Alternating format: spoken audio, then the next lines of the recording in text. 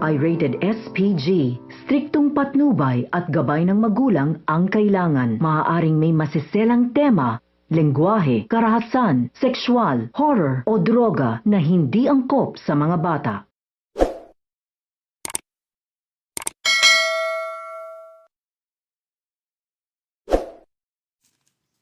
Narito ang ating aabangan mamaya sa Puwis sa Dugo.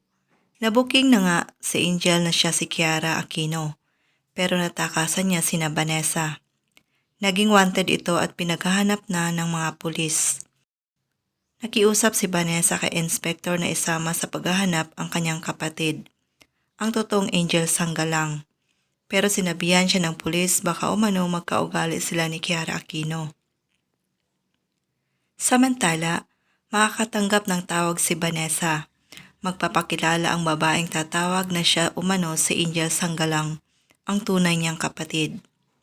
Sasabihan ni Marco ang asawa na inuuto lang siya ni Kiara at dapat alam niya na umano iyon.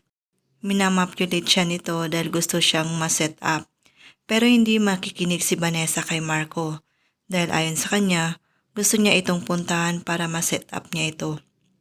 Pupuntahan nga ni Vanessa ang tumawag na napakilala na tunay niyang kapatid.